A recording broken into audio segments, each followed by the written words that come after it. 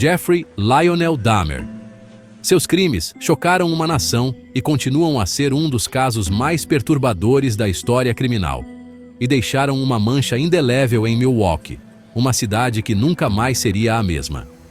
De 1978 a 1991, Dahmer tirou a vida de 17 jovens, cada um com uma história interrompida tragicamente. Suas vítimas, predominantemente homens jovens negros, eram atraídos com promessas de companhia, dinheiro ou drogas. Eles eram vulneráveis e confiavam em Dahmer, sem saber do destino horrível que os aguardava. Uma vez dentro do seu apartamento, o verdadeiro horror começava. O ambiente sombrio e claustrofóbico era o cenário de seus atos monstruosos.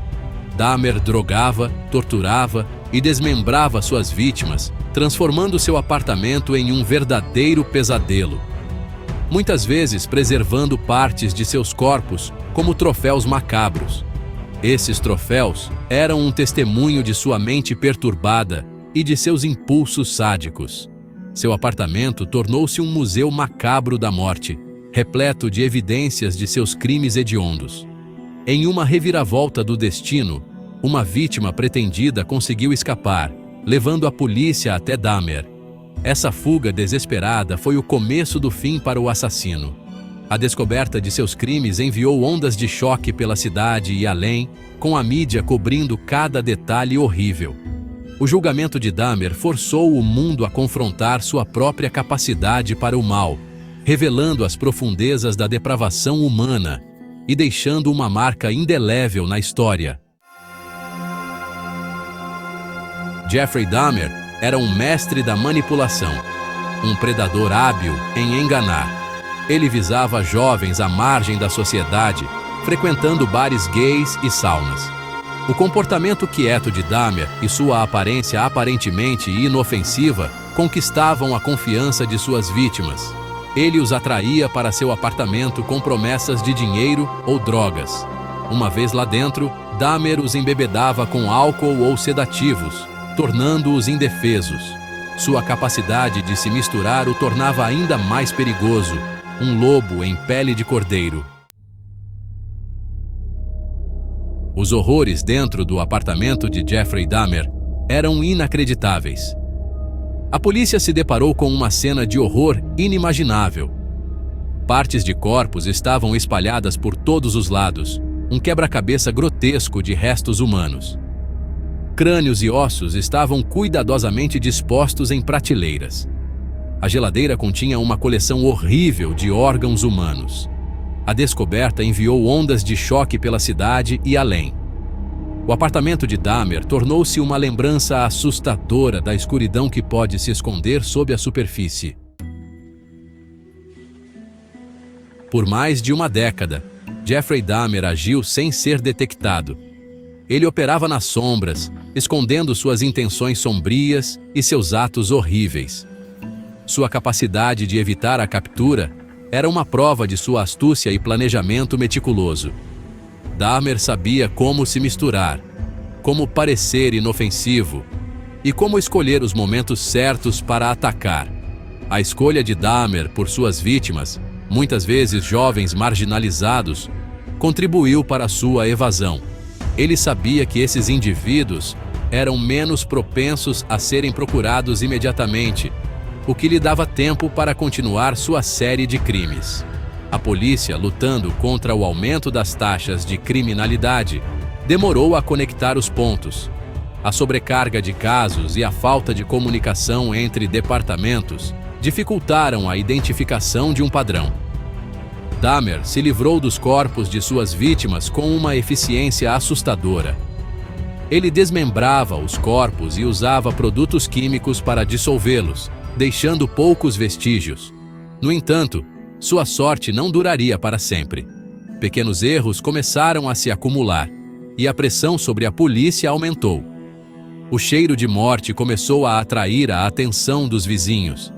Relatos de atividades suspeitas e odores estranhos finalmente levaram a polícia ao apartamento de Dahmer, onde seus segredos sombrios foram revelados. Em 1991, o cerco estava se fechando sobre Jeffrey Dahmer. Em maio de 1991, Conerak Sintason-Phone conseguiu escapar do apartamento de Dahmer. Encontrado vagando pelas ruas, Sintason-Phone chamou a atenção de 3 jovens que ligaram para a polícia. Dahmer convenceu os policiais de que Sintason-Phone era seu namorado embriagado. A polícia levou Sintason-Phone de volta ao apartamento de Dahmer, uma decisão com consequências fatais. Este incidente expôs as falhas sistêmicas que permitiram que Dahmer continuasse seu reino de terror. Em 22 de julho de 1991, Tracy Edwards se tornou o catalisador da queda de Dahmer.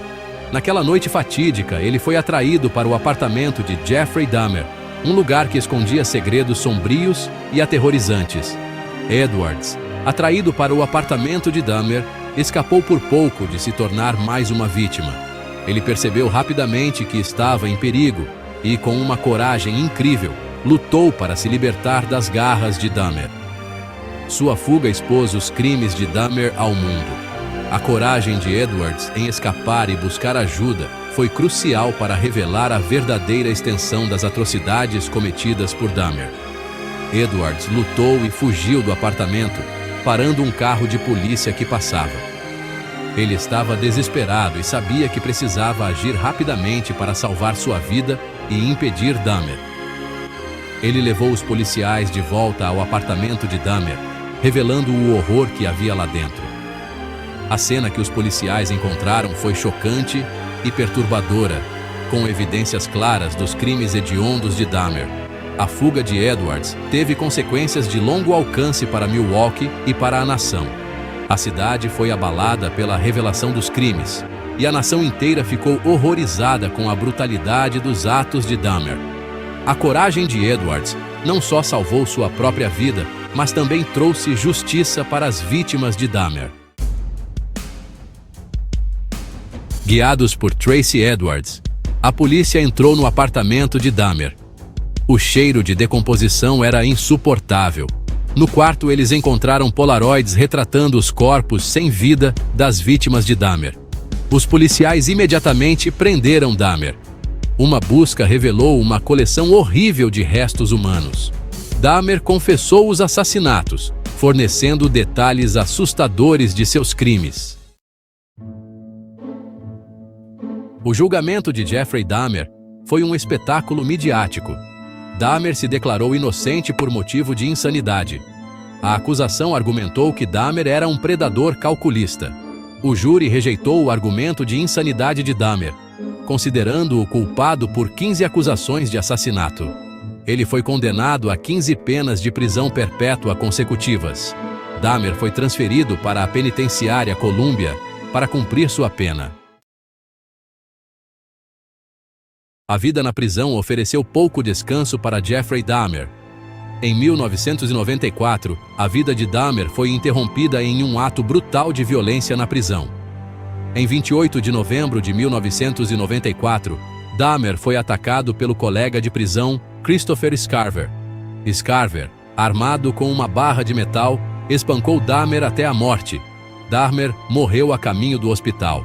Seu reino de terror finalmente chegou a um fim definitivo.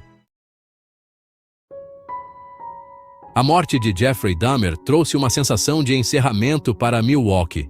A cidade lutou para lidar com a escuridão que havia chegado à sua porta. As famílias das vítimas ficaram lutando contra a dor e a perda inimagináveis.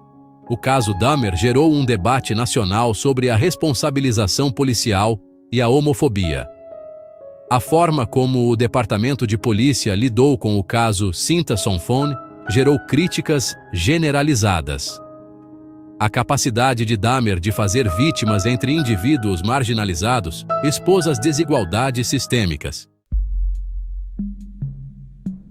O caso de Jeffrey Dahmer continua a fascinar e horrorizar. Os crimes de Dahmer desafiaram nossa compreensão da natureza humana. Apesar de inúmeras tentativas de entender as motivações de Dahmer, elas permanecem indefinidas. O caso serve como um lembrete da importância da vigilância e da compaixão. É um chamado à ação para lidar com as falhas sistêmicas e criar uma sociedade justa. Só então poderemos esperar evitar que tais tragédias aconteçam novamente.